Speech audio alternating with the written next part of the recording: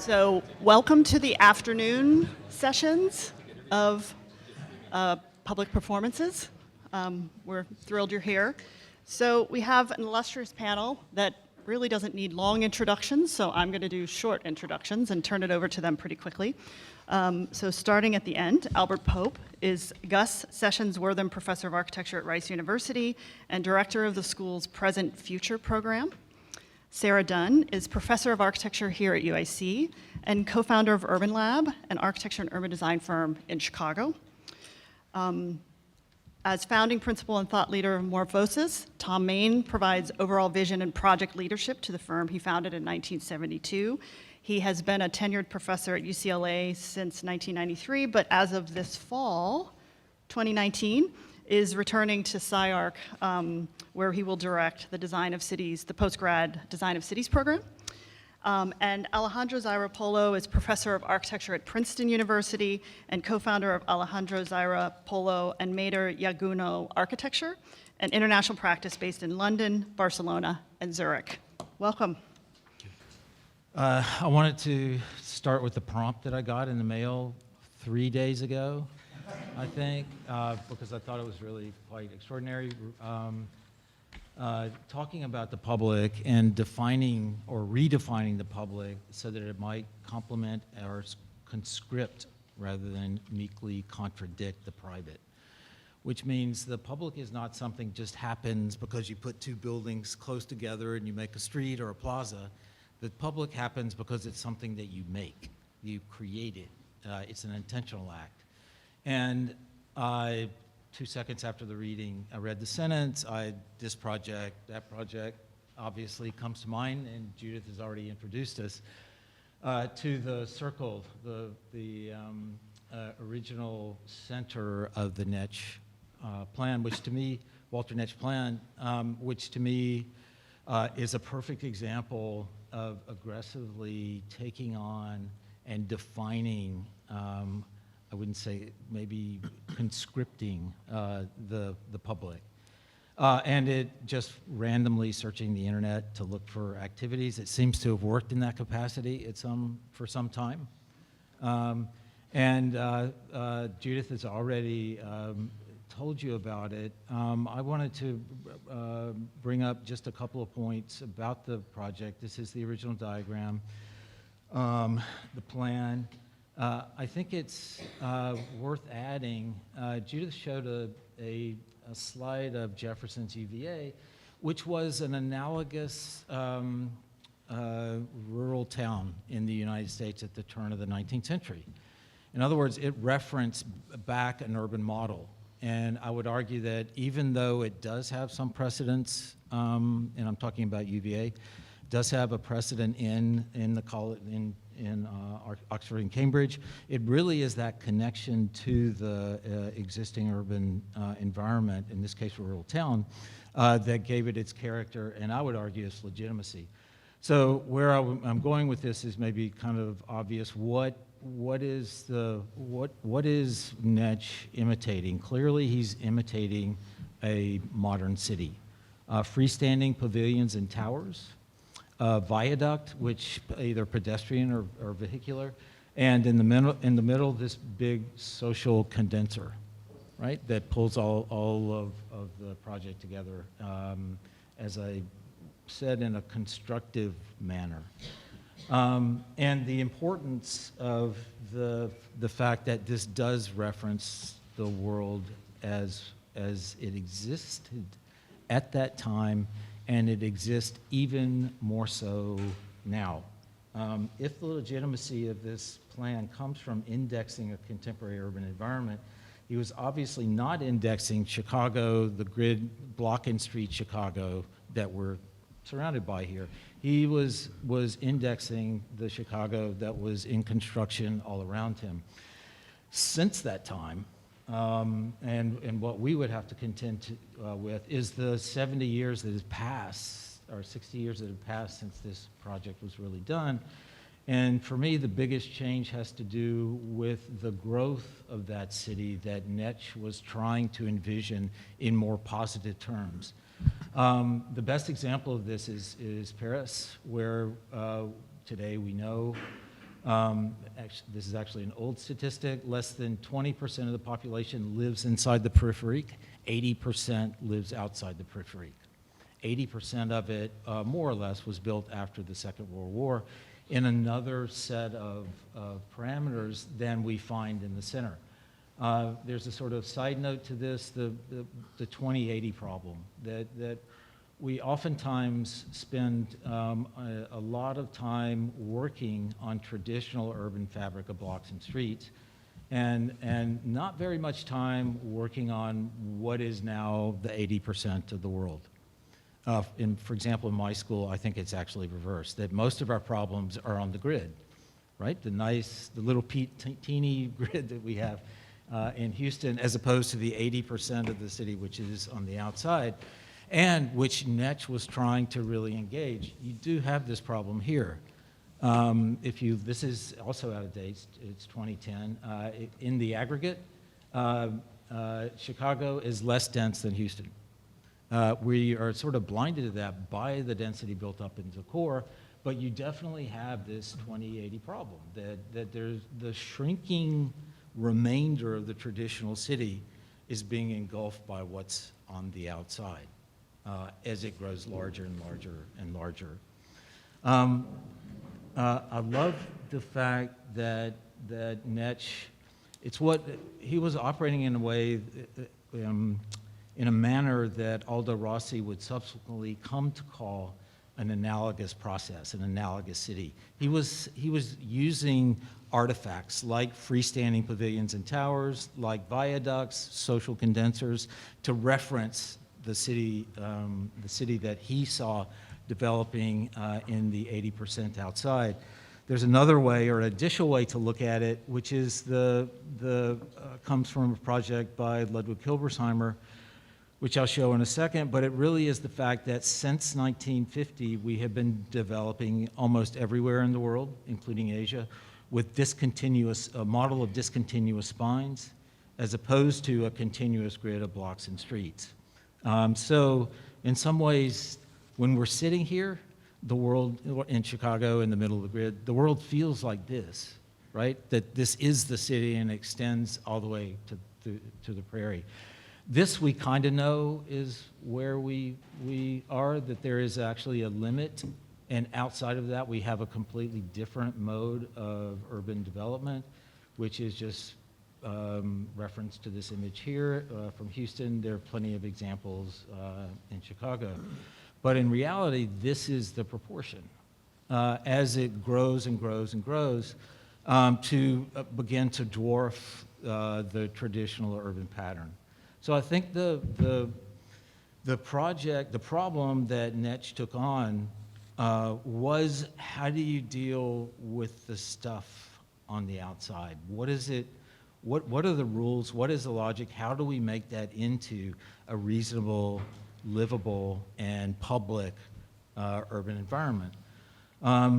So, as I said, Hilbersheimer came along, I think a still vilified figure for some good reasons. But in other words, I think what I would say about him is that he noticed that the DNA of what was going on outside or beyond the 1950 limit of urban construction had an entirely different DNA, and this DNA was the spine. And what you're looking at is a project he did 20 blocks south in an area of Chicago called Marquette Park, where he began to pull back the fabric and begin to create these isolated spine-like figures. In his mind, it was a way to bring nature and space into the city by shrinking its footprint. It's a very different model of space, this one, than this one. It's an inversion, right? This is where the city contains space, and this is where the city is contained inside of space. So this was he did replanning projects. So this was phase 1, phase 2, phase 3.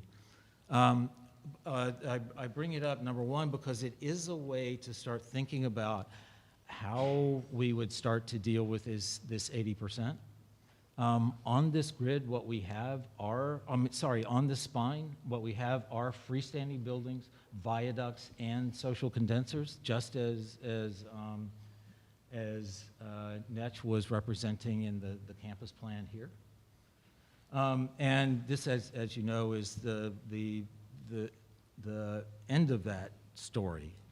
In some ways, I don't think it's an overstatement to say that the destruction of the center of the campus, the amphitheater, and the second level viaduct connections, I think in terms of the discipline, it's just as important, perhaps maybe more important than Pruitt-Igoe, in terms of what it implies, and how we now move away from this more aggressive forming of the public that we saw in the amphitheater to something that is more just the alternative of the private, just the space that's left over. It's a difficult case to make. I come to this campus and when I first came, there were still bridges, the connectors are still here, and I noticed the posts are still out there, which is kind of fantastic. I think we're supposed to think that this is better. I've never thought that this was better, although I certainly I think I know why it happened. If I sort of slow down and stop thinking as an architect, I ask myself, how would this not be an improvement to have this nice open space that is now been rechristened the quad? I think it's a kind of dilemma that no longer are we representing in public space the world out there, as Netch was trying to do. All we're doing is referring back to a traditional model, maybe enhancing the architecture of Chicago, of the blocks and streets of Chicago, and that's very nice. But I think what Netch was trying to do, which was far more ambitious in terms of trying to anticipate, to think through what the public meant in the city that we're building today. In other words, in the city of the 75%. And this is how I would defend this project, right? Despite its fate.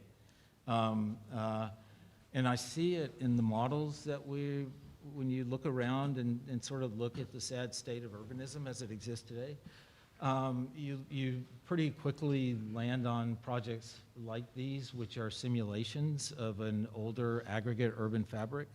These three projects are all single projects done by one owner, one developer, one architect, one construction cycle, more or less. And they all try to imitate the aggregate quality of the city. They, in some ways, disguise the fact that this is a single project by giving us a picture of what an aggregate city looks like. In other words, what we're looking at is the most modern of architects, Piano, for heaven's sakes, Foster, using the most atavistic urban models that I can think of. Foster is, I'm not going to read the quotes, but he based it on a souk, right? This is about a souk. Piano was talking about Camillo Sitte, if you know who that is. Really trading off trying to sort of revive almost a medieval or urban fabric. And the waterfront city down below was a bit of petri dish urbanism, which has a kind of New York reconstituted as a square island in the middle, bridges and boroughs that had different qualities, one of them, this one being a souk. So I think one of the problems is when we think about that as a greater model, this is kind of where we end up with. It's also not negligible that each of these projects are part of a boutique economy and you cannot produce this version of the past without a premium. In other words, they're not really mainstream urban projects. So just to finish because I don't want to throw a lot of theoretical barbs around and not follow through with some of the implications. I think the key question is can we grab on to the DNA of the 80% city?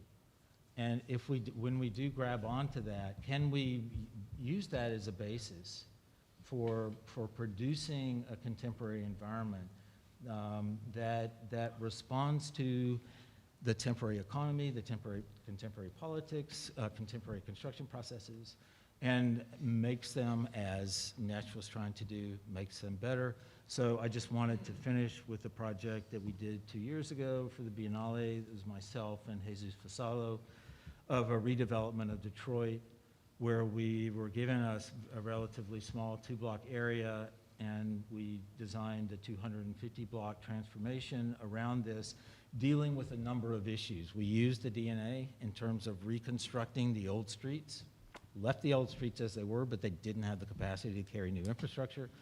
So the program, sorry, that's not very legible at the bottom, of beginning to rebuild the city. This has a very, very strong grounding in the need to build density as a response to climate disruption, which I think is a problem we can avoid no longer. But it wasn't attempting to use the language of the traditional city, of the contemporary city, of the 85%, bring it into the center in the same way that Netch brought it into the center, and begin to construct a better or enhanced version of it, a version that makes sense for the future. It's all phased, as all cities are phased, something I did learn from Ludwig Hilbersheimer. Yeah, that's not very clear. Apologies. These are large-scale projects. The bands are all built at one time. Multiple bands can be built at one time. I could go on about carbon plantations that are built into the fabric. I could go on about the models of urban density that have to have open space, correlated open space with them. I could go on about the need for a contemporary typology, something that has been mentioned before by people on this panel, as a way to try to pick up on this 80% and deliver on it as a designer. Done.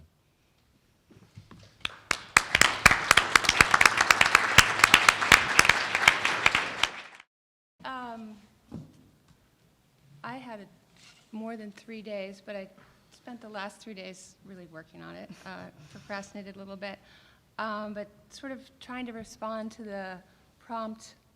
Again, also started when Bob said screen. I thought, well, I'm not really a screen person, but I'll look, see if I can figure out a way to go from screen to what I'm really interested in, which is surface. So I start with an architectural screen, which is, as we all know, a surface that mediates between two sides, two zones, two worlds.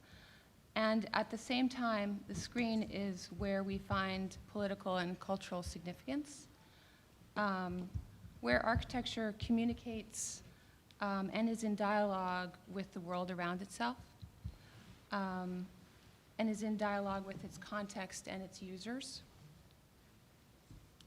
We design screens as building envelopes. As a building envelope, a screen performs the technical functions of environmental control, physical, thermal, atmospheric. These functions are measurable. We also design the aspect that the screen takes on to the exterior and to the interior. We design identity or unidentity. And this identity can be mutable, contested, and even profane. This is what is on my office right now. Both the technically measurable and the culturally possibly unmeasurable parts are necessary. For example, a screen can provide both sun shading to reduce the heat load on a building, a matter of quantity, while at the same time the screen can provide a feeling of privacy for the inhabitants of that building. It can both express as well public and private aspects out to the world, which are matters of quality. I'm currently in my third or fourth or maybe fifth year of trying to finish this screen for a small house for my brother in LA. And I can tell you that a screen with only technical quantities to be measured and no cultural qualities to be experienced is unfortunate. In this case, a second floor, which is full of the private space of the house, the bedrooms, a bathroom, a studio space, all of which culturally want to have a feeling of privacy, and also for my own egotistical thoughts that should be represented as a kind of a solid. This hovers over the first level of more publicly oriented living space and into the canyon. The missing screen is supposed to provide sun shading to reduce the western sun and provide a feeling of privacy. This screen is supposed to be, here's the missing screen, supposed to be perforated and corrugated and in parts operable. The missing screen is supposed to be a combination of cultural expression and environmental performance. That it is missing takes away from its dialogue with the world around it, its context, its neighbors, and its community. And it's a real bummer. So we, as architects, design many surfaces that perform technically and culturally. Some are vertical surfaces, and some are horizontal. One of the differences between the two is scale, but I would argue that there are probably more similarities than differences. And by considering the horizontal surface, we also start to more completely consider the design of public space.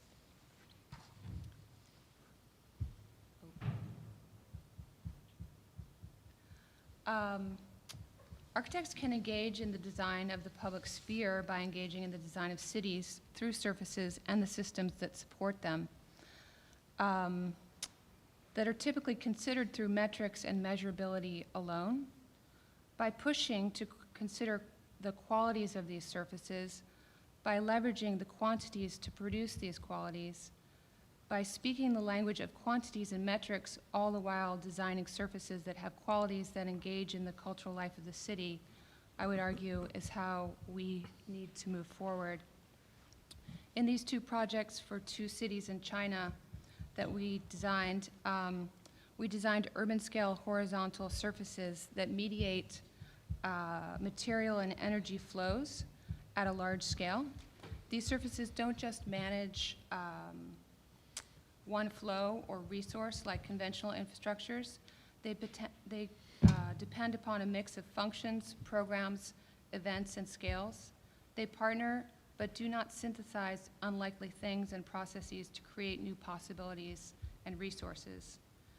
These surfaces are legible at an urban scale and at an architectural scale.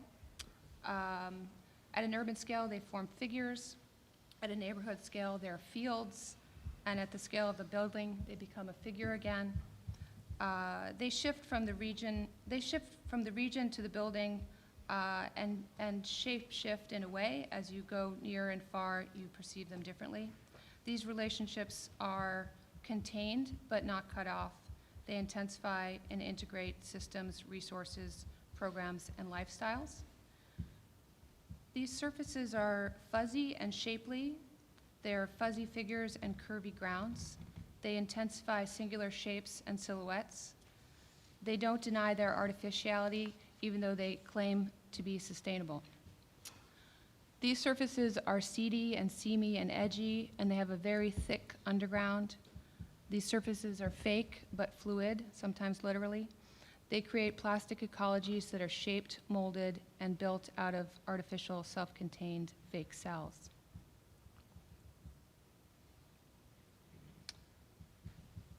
Recently, actually, we continue to work on this project for the Chicago Metropolitan Agency for Planning. which helps the 7 counties, 250-plus municipalities, and the 8.5 million people that are in the Chicagoland area. We're working with them to translate, interpret, and imagine their measurable data into architectural and urban form, and make urban designs for a plan for the Chicagoland region that will be implemented between now and 2050. The CMAP on to 2050 plan is a 350-plus page report, white paper, full of text and diagrams and charts of all sorts, but no architecture or urban design, and that's where we come in. So this is one, I was just videoing one of a million pages online that document, document the plan. So these designs start with existing and new transportation infrastructures this time rather than water, and overlay them with program and the meticulous and intense production of surfaces.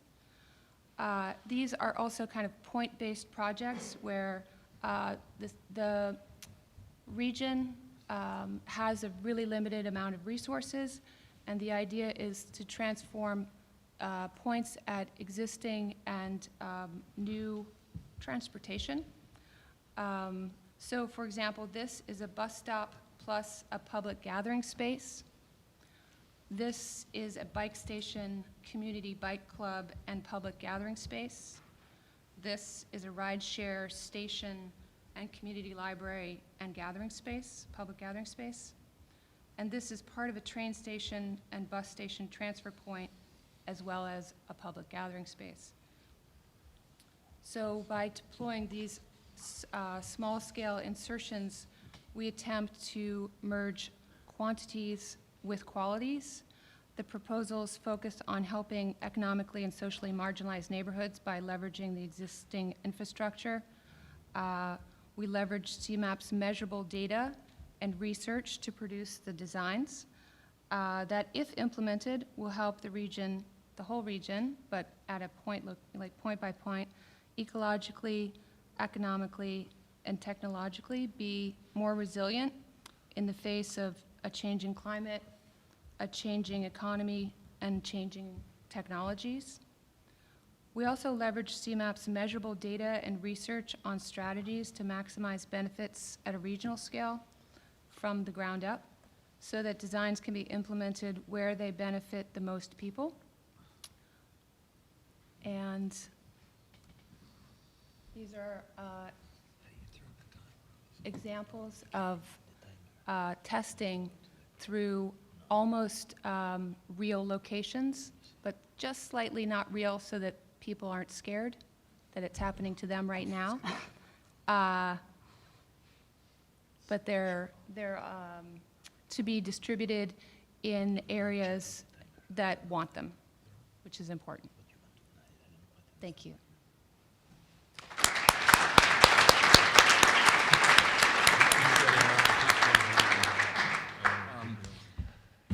And my first interpretation was surface, and it would connect it to performance. And then with that, and as I'm listening to the group today, it seems like it makes sense to move that into a broader notion of public. But for me, it's going to start out as something scalar. And the argument I like to make is that it starts with a very radical shift in how we understand architecture today, having to do with the tools available to us, mainly what's taken place over the last 2 decades in the digital world, having to do with the amount of information that we begin a project with that has to do with macro-micro conditions. And as an architect and as a sometime urbanist planner, I'm fascinated with this connection between the responsibility of our axis architects at even a very small scale to the nature of the broader problem. And it begins with defining that problem. And it's had very much to do with the shift in my own interest in the academic work, which now is much more interested in the formation of the problem than it is the solution in a traditional sense as a design project. And I find that somewhat limited today in terms of the opportunities of us as a discipline. And then with me, then our conversation today, it's going to have very much to do with again, my interest in the academic, in my academic world versus my practicing world. I had a group called the Now Institute at UCLA, and I've been heading up a grand challenge, an energy study of looking at Los Angeles 2050 in terms of its future and the implication of resources. And it's going to start by defining just the nature of the problem. And it starts with just the understanding of building our area as architects, which accounts for 57% of the use of energy, and then its relationship to the contaminants, et cetera, and versus the 43% of transportation. And it's just establishing in micro terms the nature of the problem. And then through this, we can look at various elements of transportation having to do with forms of public transportation and the electrification of the automobile, and we can quantify it and just understand the nature of the problem within a community of 10 million people. This is Los Angeles, which is part of the metropolis of 20 million plus. And we're understanding it on huge macro terms, and then with buildings, the same thing. And we can discuss it in terms of building efficiencies and kind of increased kind of architectural components, et cetera, and we can again quantify that. And so out of this comes very simple notions. So when I'm constructing my own residence, I can now understand that that represents one of 2.2 million residences in Los Angeles, and it contributes to the problem at that scale, right? It's as simple as that, right? And I can understand that part of the problem is bottom up versus top down. And what we're interested in making this clear for decision makers and the political world. This was made for the mayor. So when he speaks, he can speak intelligently about understanding the nature of the problem and the scope of the problem and its relationship to an architectural act vis-a-vis a broader infrastructural act. And again, with water conservation, it was really interesting. I kind of learned a lot myself. We're looking at this, and in LA, with the scarcity of water, it's been a discussion of landscape is the solution, and actually it's a 10% solution. So that as we all go to indigenous landscape, it's not quite what you said, but if you're looking at science, if you look at reality, it actually represents 10%. And again, we can quantify the relationship of landscape, domestic use, rainwater capture, groundwater, recycling, et cetera, and we can place it within a broader framework. Okay, I started with that because now as we reach building, and I've separated kind of two, I'm going to continue from Sarah, two different kind of notions of what's been taking place actually over 2 decades. And one starts with screen, surface, and I have to say that it's not a particularly compelling issue at this point. We're in the 2nd decade of this project, and it's already been institutionalized in our studio. It's been a long time since this became kind of a primary concern, literally 2 decades ago. So and we're in Korea, literally 2 decades ago, and we're looking at it more conceptually. And the skin is the surface is being defined as an isolated thing from architecture as a whole, or from seeing it as a 3-dimensional spatial act. And it started with kind of an idea of Jim Dunn and the absence of the body, et cetera, et cetera. And it was connected to, in this case, an interest in fashion and the relationship of seeing that the skin is seen as clothing. It happened to be, this is a design group, and so the Issey Miyakis and Yamamotos were incredibly kind of interesting in this kind of conversation, and we were able to kind of articulate that, and the focus was actually skin. It was the project, right? And then 12 years ago, 15 years ago, we started working on the Caltrans project in Los Angeles, and now it's shifting hugely to performance in very specific ways, and the skin is now able to displace 60% of ultraviolet light, et cetera, and we're looking at something very, very particular, and it's definitely starting to change the nature of our work in terms of the departure point, which was always been somewhat much more private, interpretive, subjective, et cetera. And it's moving to the performance is starting to inform the formal direction, the conceptual direction of the project. But at the same time, I'm not interested in isolated events. I'm interested in architecture as an integrative kind of set of ideas. And so it immediately is concerned with surface itself, and it's looking at something very specific to Los Angeles. And again, the show here, I was really interested. You showed several photographs that were packed with people. And in the joke in my office, I've been asking for these spaces, photograph it when it's full of people. As far as I know, it's never full of people. And in one of the conversations, there should be a question, is the notion of public space today. Because I would have said, especially in the US, even heightened, but it's definitely a 21st century issue. There's a whole issue of the notion of public space. And it's not Arcadian. We still have a mentality of public space. And in fact, this is forever changed the notion of how we communicate, et cetera. And so there's a big question. And one of them is, and that we recognize in Los Angeles, we actually won this competition, if I can be so bold, against you guys. And we won it because we produced public space. But the notion of the jury or the city or whatever was kind of archaic. Because LA, there's not even a concept of public space, much less a need for using it, right? And, but we recognized, and we worked with an artist, Keith Chonier, on the space, we needed to activate the space to fill it, right? And it became really evident from the beginning that to make this thing really public in a modern sense, that we had to give it its own activity, that we couldn't depend on the population, right? That I wanted so much the photograph of your stuff, and we'll have to talk about it. Maybe you kind of produce that or something, just, right? Because we've actually talked about kind of hiring 1,000 people to fill the space just to get the photograph, right? And then right after that, we're staying with performance, and we're upping the ante. And again, this is over 20 years ago, and the focus is definitely still the connection of the building and the public building, the GSA building in San Francisco, but it's getting really ramping up on the performance aspect, and we're incredibly focused on the nature. This is the first tall building in the United States without air conditioning, and we're understanding its consequences. So one of these buildings equals powering 600 houses, so 10 of these buildings equals a little community of 24,000 people. And again, we're still focusing on the consequence of single buildings as they affect the broader problem, which is a metropolitan, right? Kind of macro problem.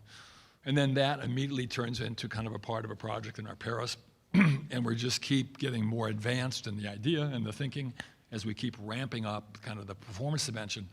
And it's shifting the technological capabilities we have as we're now scripting, and we have methods of taking very complex skins of, I think this is something like 7,000 individual pieces, and we can now document those and discuss the performance of each piece and kind of produce something at an extremely kind of a high level in terms of its technical capabilities. And then what's happening also is happening earlier and earlier in the process. So this is taking place in schematic design, because we're not going to move forward if we can't understand, and it's being prototyped, the nature of its realistic notion within economic parameters. Well then, it's shifting a bit. In the last 5 years, it's, like I mentioned, it's kind of institutionalized. It's something now that's absolutely kind of just a part of every project. It is no longer in any kind of way of focus. And it's moving much more towards its connection to a social event. And in the Emerson School in Los Angeles, it's producing a surface of the main kind of public space. And this surface is attempting to be very, very specific. And I've been interested for my lifetime in actually challenging the generic and finding the nature of public spaces which are highly specific, that challenge any notion of genericness. And they're very specific to their time and place and functionality, et cetera, et cetera. And again, this is doing that. And in this case, the surface, which is, again, operating performance-wise, but it's not the main concern anymore, is producing this space, and it's contributing to the uniqueness of a space, and in this case, something that was purposely connected between the Boston roots of the school and Los Angeles, is looking for a certain kind of compression and a certain kind of energy that comes out of that compression that's evident when you occupy this. And then again, with that, we're becoming more and more kind of hands-on. Bob mentioned working drawings.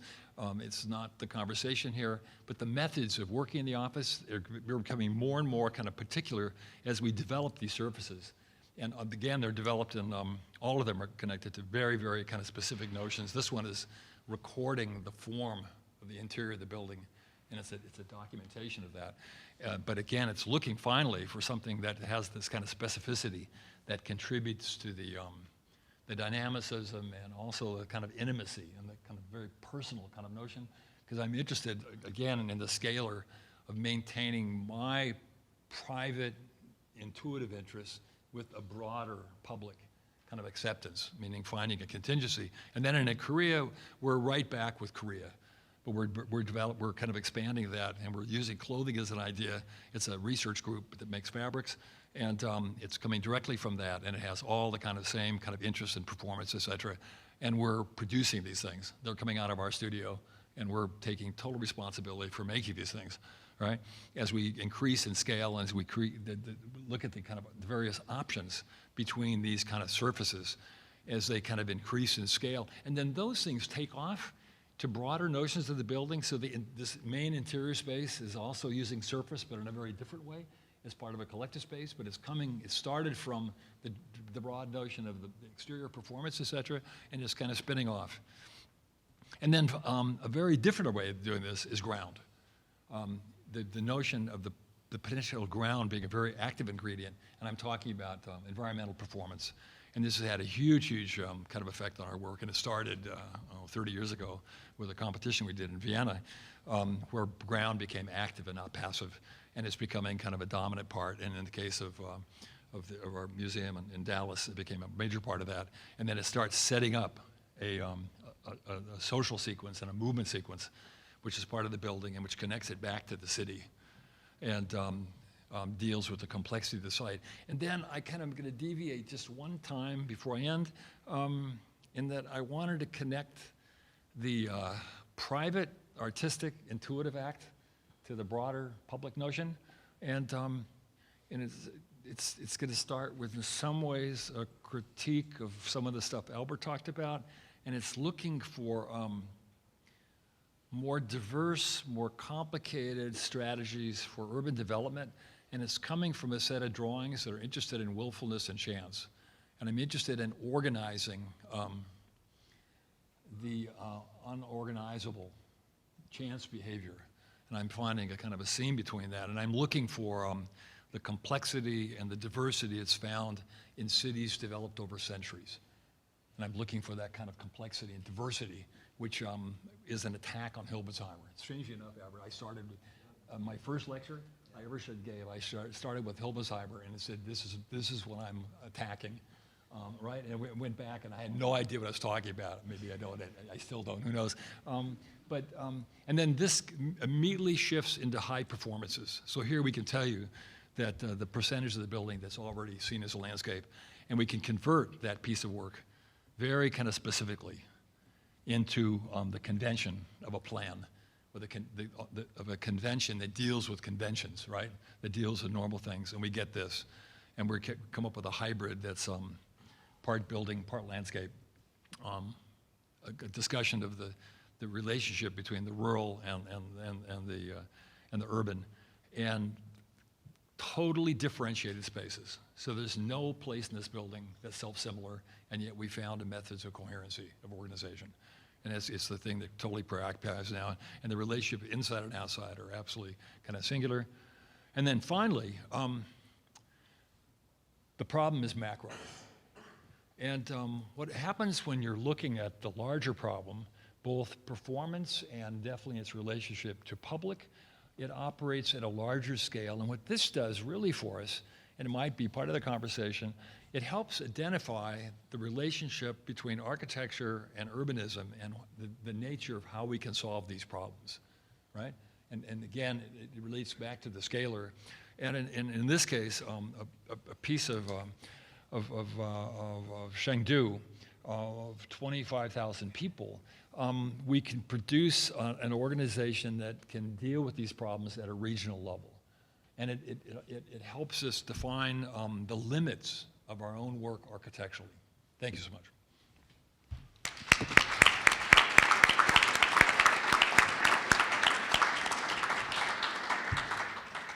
First of all, thank you very much for the invitation to be here today. The work that I'm going to show is going to be, unfortunately, only research, because I was supposed to show the work 2 days ago, but some unfortunate events didn't allow me, and then there was no time to come back. But basically, the first thing I tried to do was to react to the questions that you put forward, the question of the screen, which obviously is something that is close to my heart. But when I read the word screen, I thought perhaps on something also perhaps interesting in terms of architectural performance, which is to whether you were asking us to consider the face of the building, or on the contrary, you were saying, well, there are people who make scripts, there are people who make stages or representations, there are people who act as a screen that manifest reality. And I am actually maybe more interested in that second idea, and that's what I would like to address today. So when you talk about the the screen, the question of whether architecture becomes just a glitch of the screen, a glitch in the communication, in the representation of reality, or on the contrary, we are into high fidelity, or we are into editing and deliberate distortion of reality as a practice.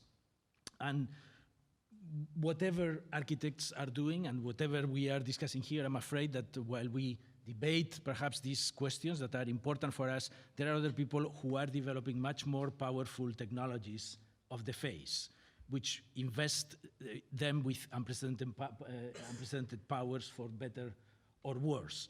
And in those technologies, measurability, which is the other issue that was put forward to us, is crucial.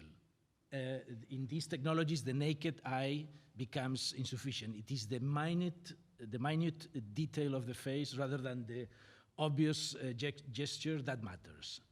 And this is where the detail, where the face communicates, I think, with wider ecologies, with wider systems.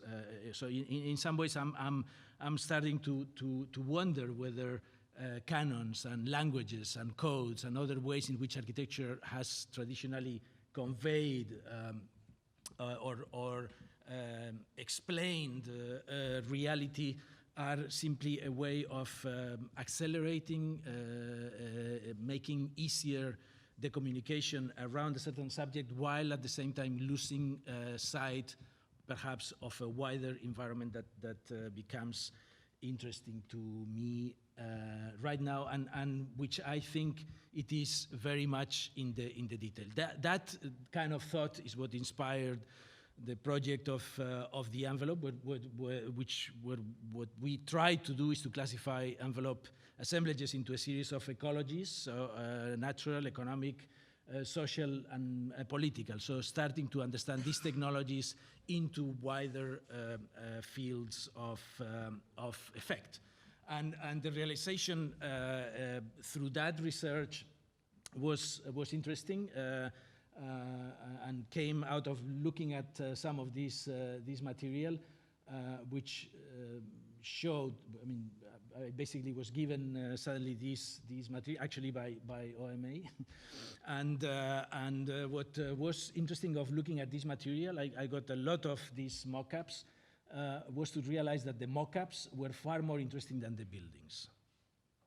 And so that made me think that perhaps this is because the issues that are being dealt at the scale of the mock-up are much more relevant and much more important than the ones that are dealt with on the scale of the building. But nevertheless, architects have always been invested and interested in this kind of cosmetic treatment of the face, and many remain. So these are historical architects' drawings where you can see some of maybe the techniques or the technologies that we have learned to produce architecture, and you can see the SIGRAM, a facade with rhythms, with language, with composition, with a level of abstraction where we have this kind of pattern of vertical lines. But architecture is not reducible to a screen, because actually in doing architecture, we are not simply translating the reality, we are actually making it. We are actually making it, and inside of every one of these vertical lines, the world that unfolds is this one. And this is where the elements that I believe to be today more politically charged are air, water, energy, biomass, maybe daylight, maybe views, are being dealt with. They are not being dealt with at that level, at the large scale of the obvious gesture. They are dealt with in the kind of minute, precise, measurable set of devices that are unfolded here, and that in some ways focus the research that we did, and that like in facial recognition technologies that we were seeing, measurability and metrics are crucial for building physics. I'm here in a way to say, yes, performances, but the performances that I'm interested in are not the performances of representation, are not the performances of interpretation, are the building physics performances. And in those ones, I think that it's difficult to say that we are after measurability. I think we are rather at the very beginning, and we have now the possibility of looking at buildings in entirely new ways that we were not able to look at before, and that potentially could develop new artificial sensibilities. And so other than this research, I would like also to show you another research which is not mine. It's actually research from my partner, Mayne Yaguno, who is an architect but also an environmental scientist, and by now an accomplished data scientist, which is basically what we are all going to become soon.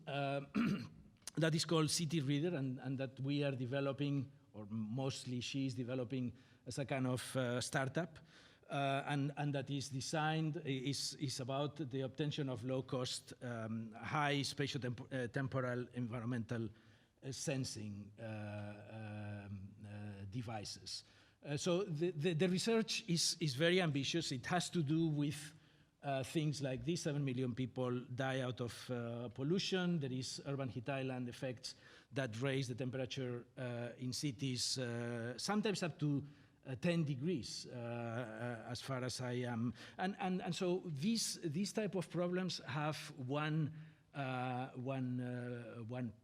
problem, which is that we do not have sufficient. We know now that the pollution in the same street can vary in proportions of 6 to 1, and we do not have. I mean, these are the sensors in the New York City area. We don't have enough resolution, neither spatial nor temporal, in order to obtain the data to understand these phenomena. So what Mayne has been working on is in developing a kit that can be installed in garbage trucks, in trams, in buses, in all kinds of, let's say, public vehicles that are scanning the city on a daily basis, and that can measure a variety of environmental parameters, and that then these environmental parameters can be analyzed using different models of data data analysis and can be delivered to the public. We've been talking already, we've been hearing quite a lot about the public today, so the question is how, once we have been able to acquire this high spatiotemporal resolution data, how can we deliver it to the public in order to produce certain effects. So these are simply, I'm not going to, and maybe I don't even know how to explain all this, but this is the kit that was produced as a prototype and now is being developed further. The thing is not, which was actually installed in Seoul for the Venice Biennale on a number of public vehicles. That's in 2017, and that was able to scan the field and to provide this data. So that box has a SIM card that is sending messages every 30, I don't know how often, every 30 seconds maybe. So that's the paths of the buses through the city, and that's basically what is communicating to a server that is gathering all this data. And obviously this data then is correlated with a number of other things, density of the fabric, number of roads, green, and so these are the comparisons between the data that we were obtaining and some of these physical qualities of the city. I'm not again not explaining. This is another iteration of the same thing in New York City this time, where you can this you know better than Seoul, but it's interesting to see how the Upper East Side has very little pollution peaks compared to Midtown or to the Greenwich Village or the financial district, has a much lower temperature and a much higher level of humidity. I mean, this is simply confirming things that we already know, but the difference, I think, is that now we can measure them precisely or with a certain degree of precision. I'm not going to, I mean, it's incredibly technical things that I don't want to get in, but that are now being worked in order to be able to deliver them to the audience through apps that enable us to see different things and select on our phone a number of parameters, so we can see basically this is a different type of app that she has been working on. Let's not. What I basically wanted to conclude today is that I believe that measurability, as I said before, measurability is increasingly crucial and is going to become more and more crucial in the age of the post-truth. So now we live in a time in which, as you know, you can buy your fans, you can create the perception that you are right, that you are cool, that you are good, and we know the effects that this has, the incredibly disruptive effects that these type of mechanisms have in contemporary politics, and you see the case of Brexit and Trump being linked by Cambridge Analytica, and who are the funders behind Cambridge Analytica, the oil lobby, and basically what that has produced in the last few years. So what I am, the reason why I'm talking about this is because I believe that the idea that there is no truth, that there is that data is maybe not that relevant is, I think, what is one of the reasons why we are where we are, which is here. And obviously in this kind of dichotomy between scientific truth, however precise it is, versus fiction, I am certainly on the left side, and maybe some skeptics and some people in the room will say that science is always biased and cannot be trusted, but we can rely now on massive amounts of data, increasingly more so. And this is obviously we don't know what is the faithfulness of this data, but as the data expands exponentially, we can rely on what data scientists call good enough data. So a lot of good enough data makes us potentially more precise than trying to resort. And this is why we are interested in low-cost sensors and low-cost systems that simply expand the amount of data that we can have, and that by sheer accumulation makes today maybe Wikipedia more reliable as a source than the Encyclopedia Britannica. And maybe even perhaps this could potentially discover us truths that we didn't know yet. I mean, these are kind of slightly ironic statements to finish the statement, but to finish it, I would like to leave you with this citation from a thinker that I like very much, Daniel Dennett, who says, "Postmodernism, the school of thought that proclaimed there are no truths, only interpretations, has largely played itself out in absurdity. But it has left behind a generation of academics in the humanities disabled by their distrust of the very idea of truth and their disrespect for evidence, settling for conversations in which nobody is wrong and nothing can be confirmed, only asserted with whatever style you can master." Thank you very much.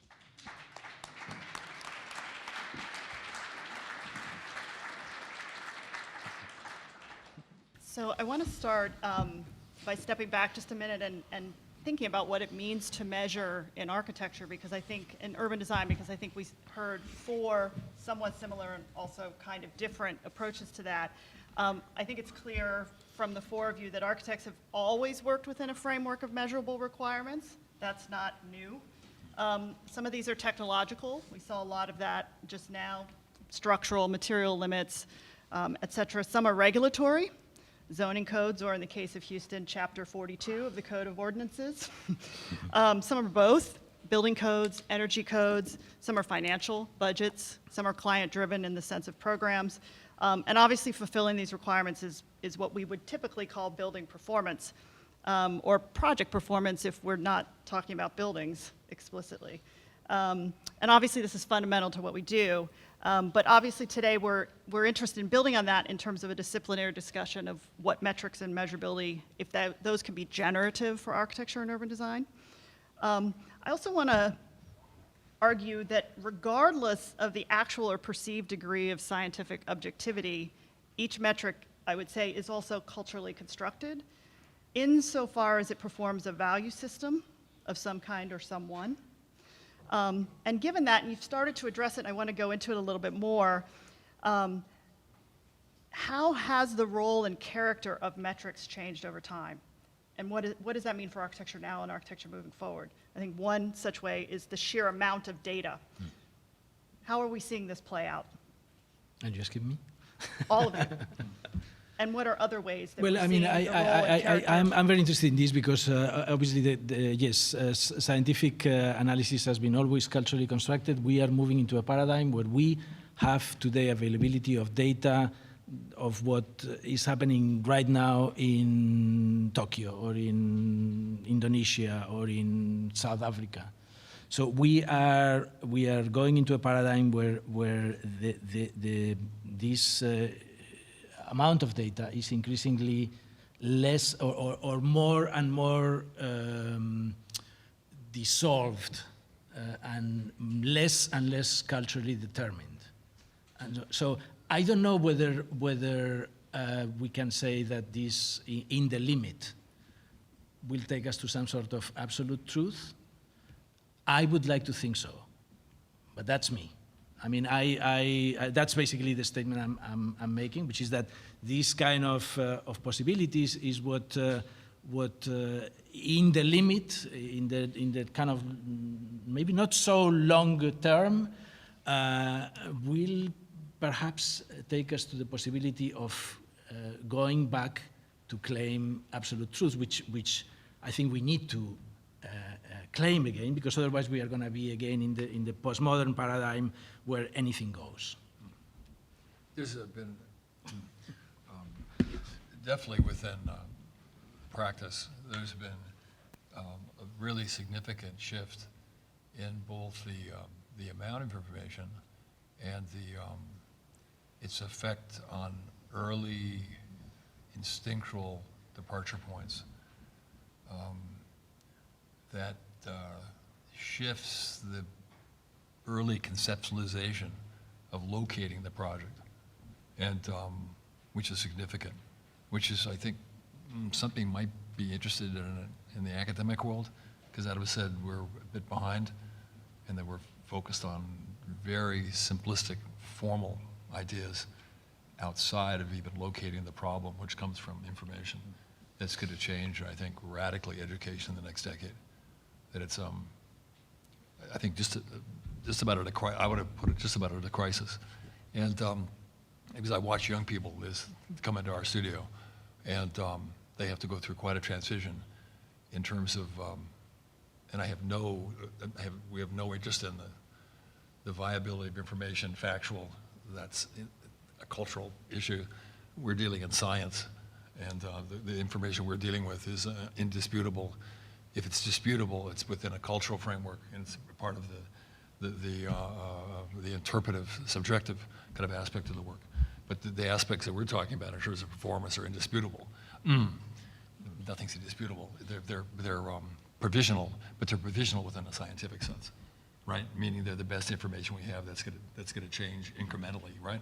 But it's had an enormous influence on the initiation of the work, and in terms of and the ability to integrate that information directly into the work.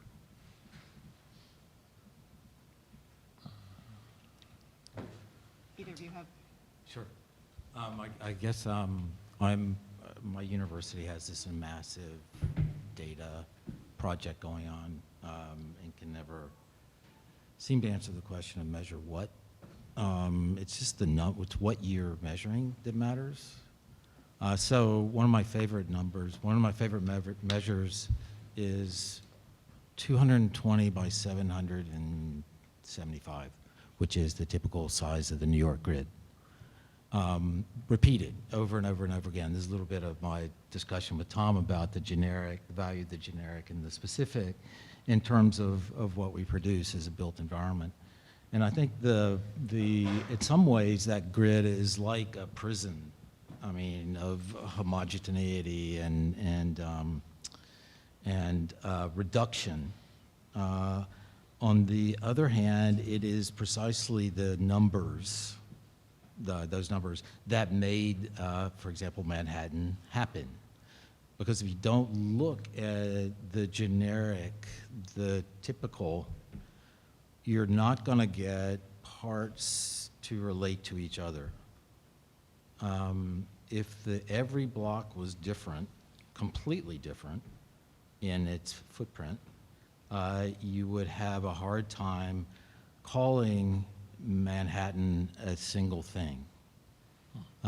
It's a really simple holistic argument that a city is a whole, and unless it exceeds the sum of its parts, there's no such thing as a city. You have to share, you have to have shared numbers. You have to have a typical, perhaps numerical formula in order for parts to add up to a greater whole. And if you don't have that, you're not working on an urban project. So I think those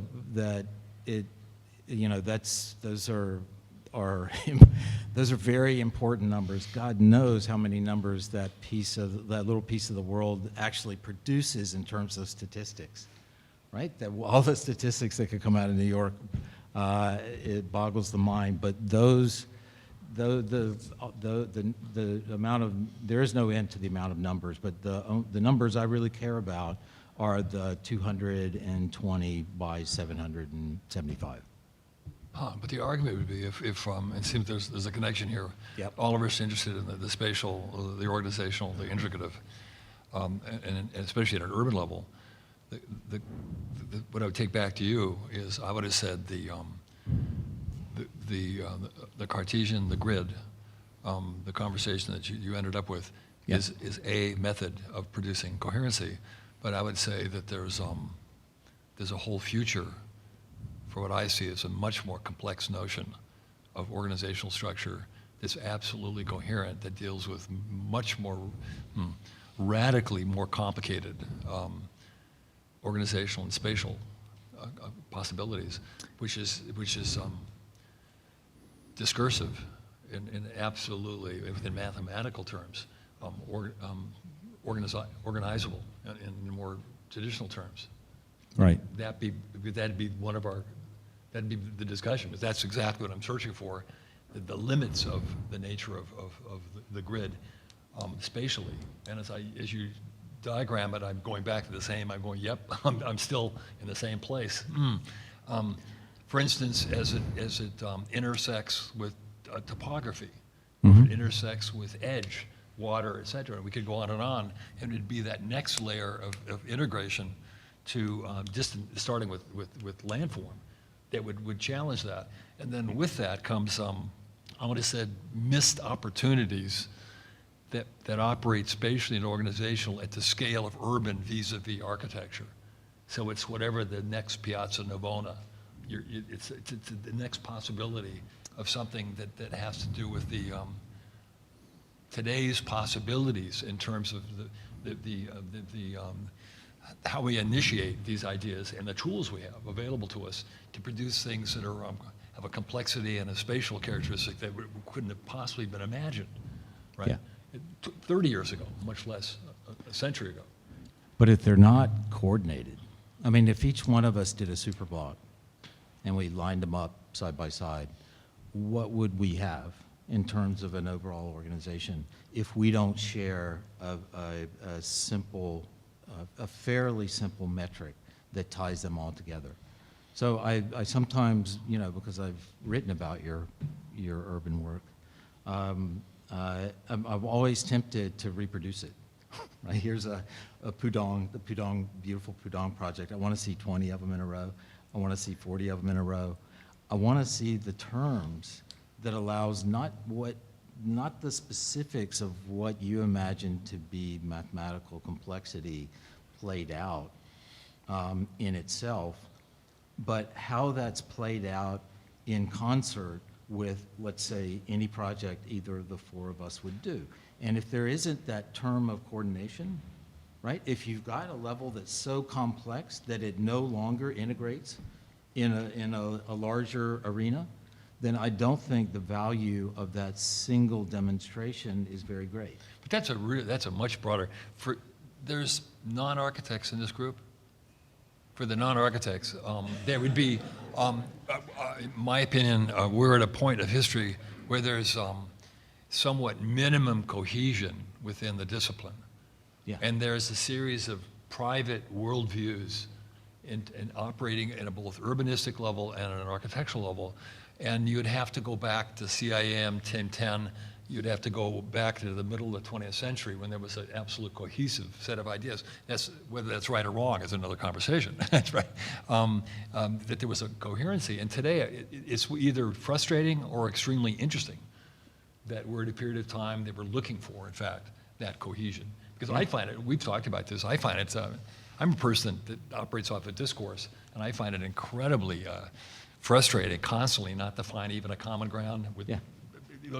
We go on juries, and it's really, we do in juries where there's 10 people on a jury, it's really common not to find a single discourse of those 10 people discussing a project.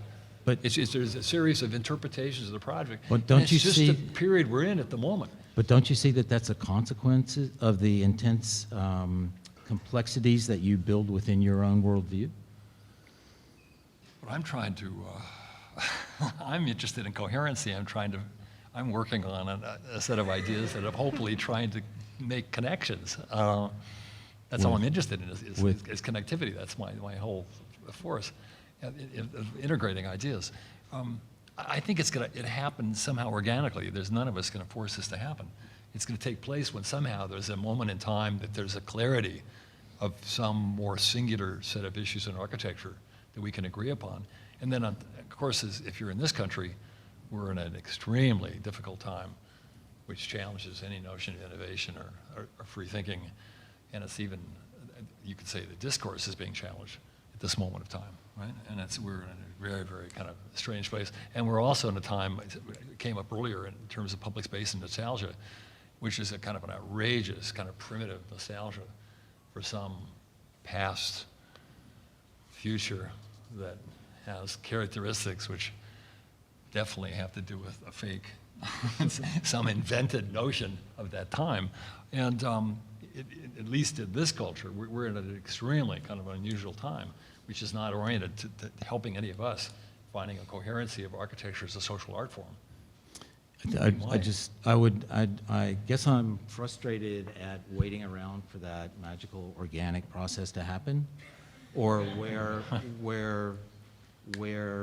one of us will come up with the ultimate formula, especially if we're working through complexity that we can all join in to then build a larger aggregation out of get the larger effects from the work that we do beyond the property lines within which we work.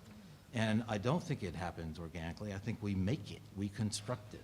And it has to be constructed along the sense that single parts are just not interesting anymore unless they add up to something greater. But maybe it was only a lot of us were somehow influenced by, to some degree, early modernism at the turn of the 19th to the 20th century, as the world was shifting from a static to a dynamic worldview, et cetera, et cetera. And there was a possibility of enormous connected tissue that took place in all of the art disciplines that ended up with manifestos and zeitgeist. Today, a manifesto is an absolutely bizarre kind of idea, meaning that there's a singularity that can deal with the radical shift that's taken place, the unprecedented shift in the global world that we now see each other as radically, the differences have been promoted, and the radical nature of society's difference globally are incomprehensible to most people. And it seems to be one of the huge political issues today of whether we have the capacity to adapt to an understanding of the world, which is so far beyond our own capacity, right? And out of that will come kind of a very heterogeneous set of ideas of what architecture are, because we're part of that social, cultural, political milieu, and it's inescapable somehow that we're going to be in the same kind of position. That we just modeled. And finding that coherency might be a couple centuries from now. I have no idea how that'll happen. So what would be the consequences for public space, for architecture, public space in architecture and urban design, given that? I think the consequences would be that if we're just channeling the complexity of the world around us, each in our own unique ways, there will not be the synergies between the participants that will create what we need to create, which is an aggregate that exceeds individual parts, which is what is the prerequisite for a public space. That what you design and what I design could have some common denominator that would make them add up and then expend it out. I don't think we can have public space without an aggregation. We've seen, like the examples that I showed you, attempts to imitate aggregations, right? That we're going to get some kind of faux version of public space in the middle of a gigantic superblock, maybe. But I think a genuine public dimension comes from aggregation, and that's when parts add up, and that there's a similarity that allows them to add up. And I agree with you that there's just I can't, I'm not able to see the terms that would allow us to find that common denominator because of the complexities that are coming at us. But I do think it's a project that we need to take on. I don't think we just say. Absolutely. If I could keep going on the complex. Chengdu, you can walk to all major things in 5 minutes. We reduced the amount of roadways by 2/3, and we can discuss that. And now it'll be a discussion of the difference of how we interpreted that in formal terms or something. And also how specific we are, right? That there's something that leaves room for interpretation. Like in Manhattan, there are only 2 dimensions. There's not a third dimension. That allowed an enormous number of different things to happen, which I think is a kind of cap or a limit to design based on wanting to promote an aggregation. But also, I think the difference between urban and architecture, in answering your question, I showed Emerson, you can't load yourself up with too much responsibility. It's just a public space for a building, and one of many, many buildings in a very large metropolis, right? And it was a critique on public space, which is collapsing, and which is dynamic, that people kind of get when they're in there. That you can feel the tension, and you can feel the uniqueness of the space as it's challenging in some tradition, especially in any Platonic sense, right? And the same way we lit up the Caltrans, it's not quite so complicated. Just you're dealing with fairly kind of minuscule problems, and you look at it, get a response from it, and go forward. And versus the urban, which is now a huge, huge kind of problem, which is the basis of our political system, discourse, and right. And I think somebody mentioned earlier, I thought it was really interesting, the notion of public. The public where there's an agreement already versus real public space, which puts people together that are completely in disagreement, that puts together a heterogeneity. And it's, if you I live in LA, but I spend a lot of time in New York. It's what I need in New York is going to a cafe or being in a public space with people you normally wouldn't be with. Yep. That don't share a common agreement, and that's it's the basis of the public in a heterogeneous society, right? To place yourself in a position of difference. And that's an enormous kind of problem that, by the way, the political class or the corporate class don't get at all. If you're looking for a client or a discussion, not a clue, right? Yeah. It'd be very rare that you find people that have any understanding at that level, right? Of the relationship of urban design and the public, right? Yeah, I was going to say, Sarah, I think that your work for CMAP and your work in China actually does attempt to provide a larger system in which there can be public space that has difference. Yeah, I think we start, I was thinking like where do you start, and I think you start from the street. And From the what? The street, surface of the street in the United States. That's a good place to start. And pull from there. In our CMAP work, it starts from the moment of the kind of intersection of transportation and the street.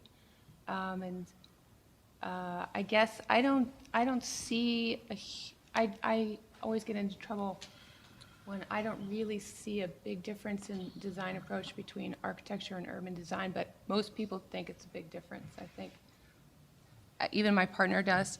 But I think that what I find really interesting about Alejandro's work right now is that that data collection is in the street or on like using the public way as our last remaining, or maybe only ever true public space is the public way that we all own collectively, and it adds up, at least in Chicago, to maybe 30% of the surface area of the city is the street, the sidewalk, the public way, and places like LA also, where very kind of lots of streets, but that maybe that's the, Boy, I completely disagree with you. There Okay. couldn't be two far disciplines. Architecture Right, no, operates I know. interpretively, subjectively. The visual You sound plays like my a fairly husband. strong role. Urban design, you never talk about aesthetics. It operates We on talk about multiple aesthetics performance a lot. I would say levels. urban If we're lab working, is very interested in if we're working on aesthetics. even large projects, we're doing an embassy in Beirut, and it's a big, big project. It's a couple kilometers long. Never once do we discuss aesthetics or the physiognomic with the client. We discuss layers and But do you layers talk of about it in the performances. office? Of course, it's a Oh, private okay. conversation. Nobody, come on, nobody gives a shit So about in fact, how many aesthetics people give a matters. shit about aesthetics? It's nonsense. There's a small little group of people that are visually oriented that are interested in that you have to find, in larger work, you have to find, like in a political world, But you have if- to find a constituency. Yeah. And what are the issues that are compelling to a public? And if you don't address those, you literally can't operate as a social art form. You should be I designing agree. stuff that's interested in formal notions, that you have an audience of 6 people, which is great. You don't need more than that. But it's a much more private kind of discipline. And as you move up in scale, you don't have that option. But you absolutely have to deal with the obligatory. And there's no choice. There's little bits and pieces of stuff that can happen in the world, right? There can be 3 buildings a year or something, or 3 a century or something. I agree that there's obligations, but I think there are obligations both in architecture and urban design. But I think there's also an obligation to consider, even if you don't maybe explicitly discuss it with the clients of the urban scale work, that you are dealing in a cultural project, so there you would be thinking about aesthetics, even if you might not talk about it with the client specifically in that way. But the aesthetics is going to get used the argument. And in urban work, you have to make an absolutely clear argument. I They're think you have quite to different make than always- architecture, where you can make no argument. It operates at an incredibly interpretive level. It doesn't require that type of thing. And urban well- design, it requires a broad cultural, political, economic, infrastructural, et cetera, et cetera. But it's still design. But I make an argument for everything. I mean, I grew up in OMA. You make an argument for everything. But what you're saying, Tom, in some ways limits design. As you go up, design is less and less important. And I would really disagree It's with that. not less important. Yeah, that's what you It's said. how it's treated within the broader problem. And you understand it's strategical. For me, it's Musk and the Tesla. First objective, macro. I showed the slide. 45% of the total air pollution if you drove his car. Macro. Second, the behavior of the vehicle itself, and it's faster, handles better, blah, blah, blah, right? Third, look. And if you talk to him, totally agrees. It's strategically somehow neutralized, closer to this, right? Has exactly a notion of a target audience, and the design as a major feature, the BMW or something, comes later. But the point being is it's strategical. I think architecture, I would have thought a lot of the young generation just does by nature. We have to become more strategical, certainly at this level. Right. And I would have said, again, we're here to have a conversation, right? Yeah, like the coloration of your drawings, Yeah. not possible. It's moving us away from the argument, whether we like pink and that color. That's not the conversation. The conversation has to do with whatever you're trying to make the conversation about, the argument. Having to do whether it's infrastructural, whether it's social, whether it's public space, whether it's typological, it'd be the discussion, and it's not about pink.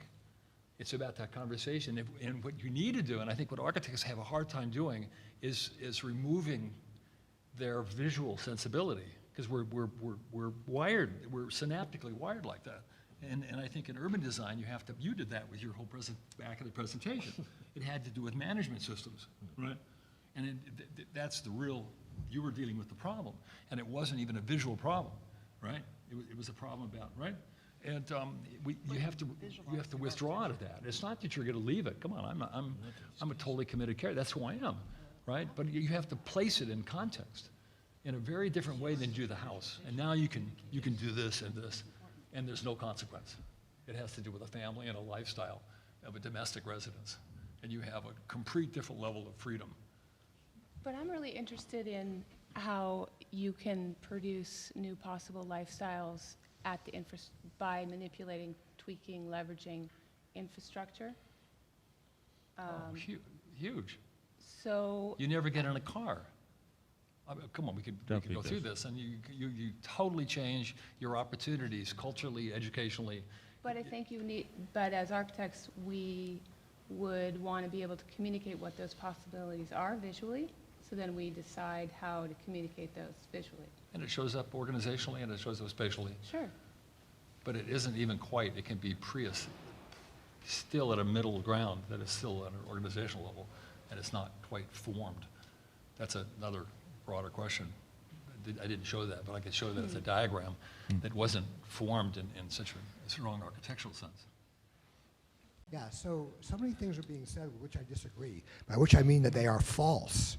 They seem to me false. And I thought it was worth bringing up. So the two of them, the most recent ones, going back to this, so one is maybe not central, but the other one is, they might be connected.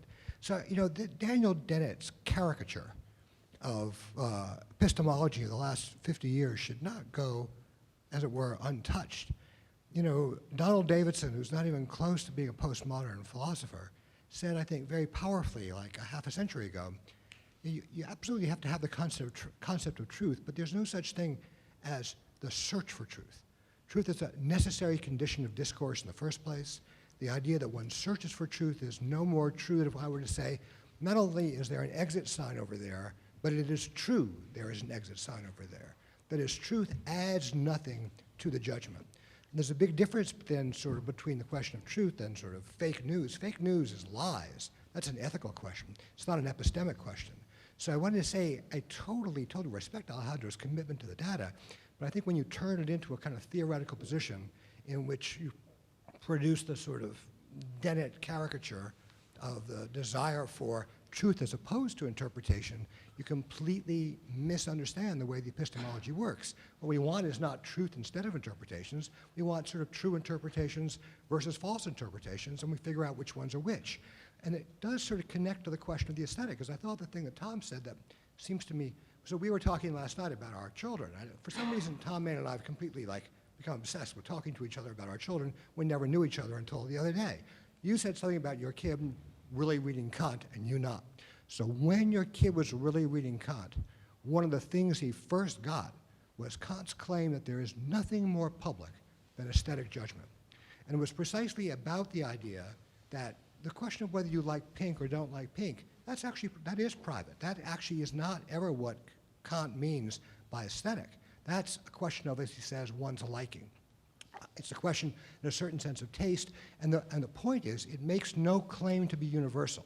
So my claim to like pink is not a claim that pink is beautiful, it's actually a description of my relation to the color. Whereas you only begin to get the aesthetic when you make the claim to universality, which is going to relate to the question of difference in the things we've been discussing. The claim to universality is not one you can demonstrate. Kant says, right, there's no rule. When you claim that something is beautiful, you're saying something different from I like pink. You're saying, no, that there's something about it which is beautiful, and that precisely produces aesthetic argument. I mean, that's where argument, in effect, begins. I think it's beautiful because this. I think it's beautiful because that. So there's a way in which, I mean, to go back to what Sarah was saying, I don't think it is a kind of question of color, but I think it's both a mistake to imagine that one could, as it were, extrapolate, or not extrapolate, but elide the aesthetic from these fundamental questions about the public or about building or about even, indeed, the metrics. And that, but it's even more of a mistake, in a way, to think that if one were to do so, one would do it in the service of the public as opposed to the private, because what I would want to argue is that no, you only begin to bring the public back in, the claim for universality, this is beautiful, as opposed to I like pink, when in fact you acknowledge the aesthetic and deal with the aesthetic as a kind of crucial part of it all the way through. So we don't, yeah, that's all I wanted to say. And you know, it's interesting, as this quote comes up again, I realize that architecture it really works for us. Because I would have said there's certain truths that are unequivocal. So you said indisputable. In my Beirut, I can get 350 people into safety in 12 minutes and a half. And if there's an incident, it takes 1 more minute to get to a second helicopter with another 2 Sikorsky helicopters. And it's absolutely unequivocal. Yeah. If I look at the building in terms of its attitude, it's attractive as an idea, it's white concrete, et cetera. Now I'm dealing in a and an interpretive set of ideas that no one's going to agree upon. Yeah, so the right? thing would be. And then that's our world in a way. So, We're but the constantly separating.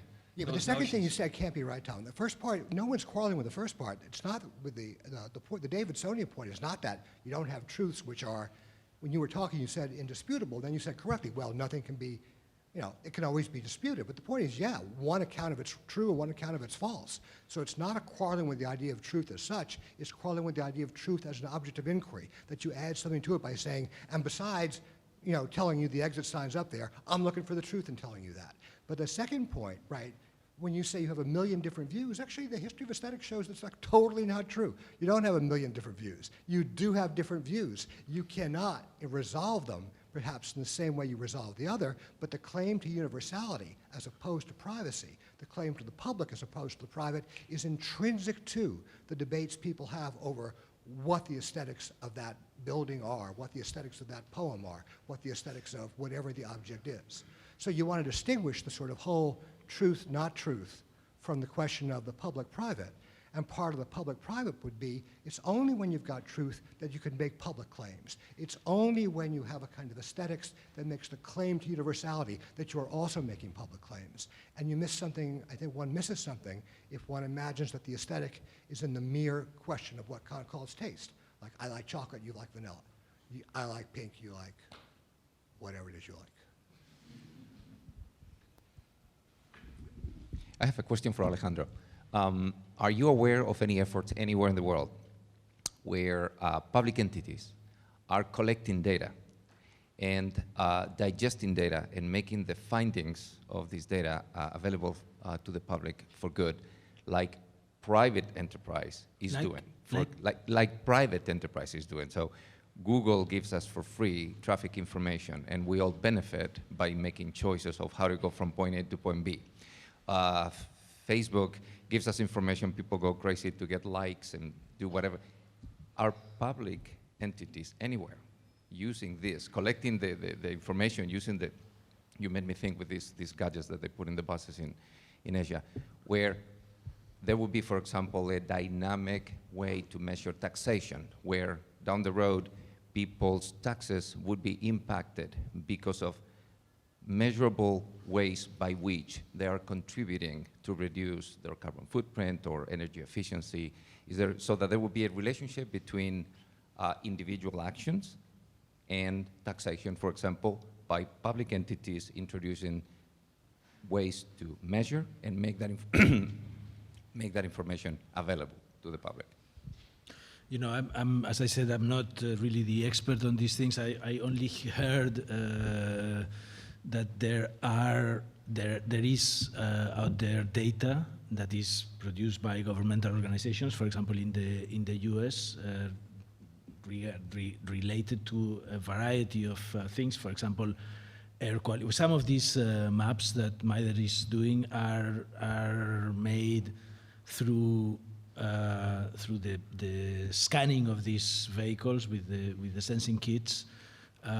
With weather stations, and the data from the weather stations are public, or sometimes they're not entirely public. And for example, when she was working in Seoul, I know for a fact that the city was not keen on any data that was not under their control to be disclosed to the public, because. And that is something that was one of the biggest impediments to the development of the project of the low-cost,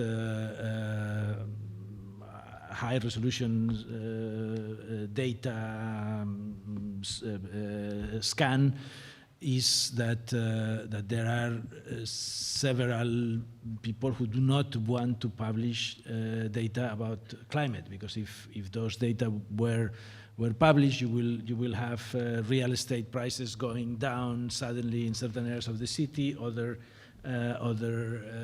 going up in a kind of incredibly wild manner. So I think that there are some data that is available and is produced by public organizations, and some data that is not. And the one that is not is deliberately not.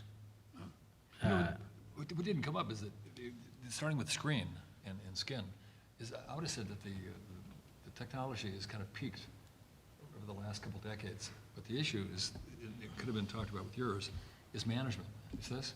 And like the Tesla, you have to relearn at a very simple level the nature of driving, because you don't do anything. When you get next to the car, it opens up automatically. And when you open the glove compartment, you touch the computer. And if it's breaking down, it crashes and you have to reboot. They've 1/10 the moving parts. It's not about moving parts anymore, right?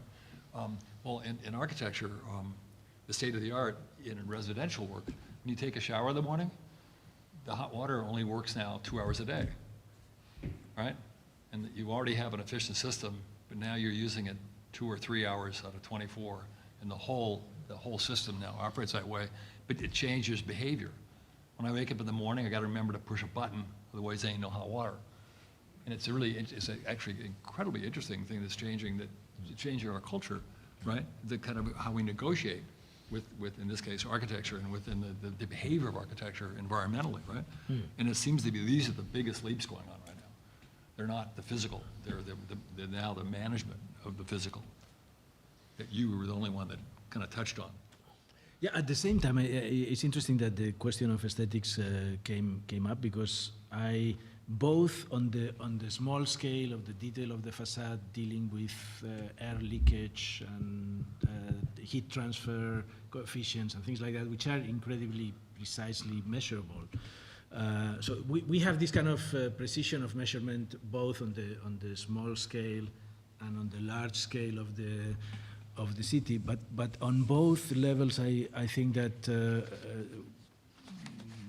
while these are the work that I said is not architectural work, strict architectural work. It's more kind of research. And I think that probably the best service that we architects could pay to the public is actually to turn these discoveries into an aesthetic judgment. Now, I don't know whether that is aesthetic judgment. I mean, I think the problem I have with aesthetic judgment is that you get into domains that are not so easily discussable, or are not so easily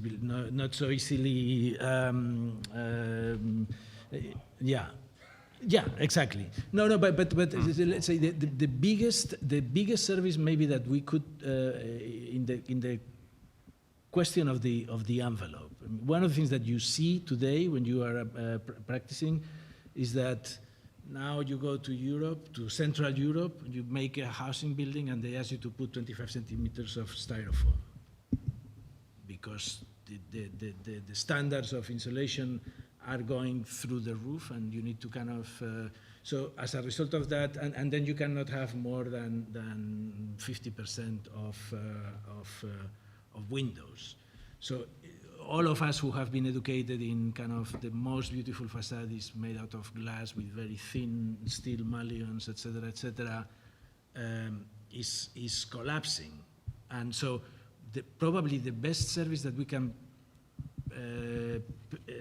play or make to the public is to convince people that fat walls with small windows and thick plastic window frames are really cool.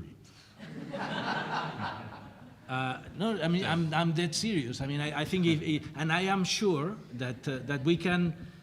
So by aesthetic judgment, I think that if we are able to make these changes in the taste of people, the same way that Mies van der Rohe made that change and convinced everybody that kind of glass curtain walls, as opposed to very thick walls with window frames and kind of moldings and things like that, which is what people were doing before.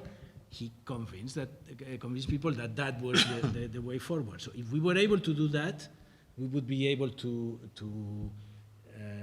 take what we know now and apply it to a large amount of people. Same thing that I think may happen once these kind of open information systems are available. We will be able to cycle through the city and avoid the patches where we know that we are going to be breathing a certain amount of fine particles, or we will buy our home in a place where, so those type of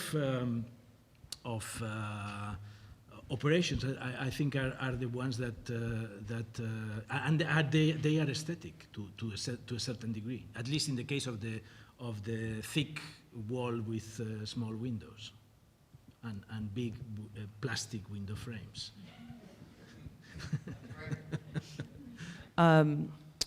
We're talking about cities, and specifically New York came up. Urban centers are increasingly inaccessible to a working class. We know that Donald Trump was elected in part by disaffected folks living far from cities. And I'd be really interested to hear the panel talk a little bit about that question. Who is thinking about those places that are far from cities, articulating public identifications and experiences for those folks that could maybe connect us not just to the what was 80-20 or 25-75, but all of that other space, which is literally being articulated as flyover. I don't find that much diversity of perspective anymore in New York City, and I grew up there. So that's my question. But you got my point that the pressure on cities today has to do with the fact that they're a fixed commodity. What we call city is a block and street pattern that's continuous. So we're not making any more boroughs in New York. We're making these spine-based environments that configure space in a different way, right? So it's the lack of understanding of gentrification comes from the lack of basic understanding of what's going on with urban form.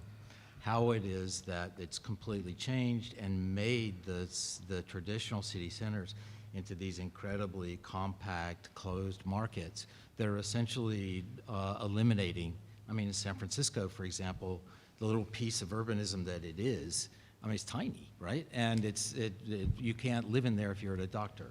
So you're going to be living in the suburbs, and I think those are the spaces that you're talking about, ones that are excluded from the more traditional amenities that traditional cities gave us, which is why we need to, I think, focus on, in a way that I think Nesh was trying to do here, how do you create a public in that other world, right? And what are the rules by which you create a public in that other world, given that we're not producing any more boroughs, and it doesn't seem likely that we are? It would be interesting to at least propose what would happen if we did make 10 more boroughs, right? It would absolutely be impossible because you can't get that large a continuous area. But beyond that, it's the recognition, it's tied up in the world, the way you say city stops at the suburban periphery, when in fact it keeps going. It's just a very different kind of city with different kinds of rules. And we need to pay attention to that in order to understand, and that's the response to gentrification, is what is out there and how do we improve it? This is what's going on in Paris now, right? After 2005 and the banlieues erupted, it was clear there was an impediment. Now they're building a ring around the entire, well, actually several rings around the entire outside of the periphery, as a way to start to, when you create, it has now a hub and spoke system. And to go from one neighborhood to the rest, you used to have to go into Les Halles and then come all the way back out. Now you can link them directly, and when those spokes hit this outside loop, they're trying to turn them into new centers of urbanization, something that is more recognizable as urban, because they know, and we know, that you can't make any more arrondissement, right? You're not gonna have 50 arrondissement. You have to deal with the terms that are out there. And I think at the end, the lack of response to gentrification is a lack of understanding how that is produced. And the urgency of dealing with everything now everything that is not the 20%. Right, it's good. So, for example, like the University of Illinois is the University of Illinois for all of the state of Illinois. This one happens to be based here in Chicago. And I'd be interested just to think a little bit about what that rural public means for us here in Illinois as part of the way we think about our function as a public university, not just urban publics, but also these rural publics, which seem to sort of get lost in the conversation. That's a new, that's kind of a new question. If we're moving outside of the urban agglomerations and looking at, I guess, what is red country, you know, the red world that surrounds the blue world of the cities. But I do think it has to do with coming up with a reasonable understanding of what urbanism can exist in those places. Since we've had the regional economies collapsed with the agricultural revolution in the 70s, right? We're just now coming to terms with that.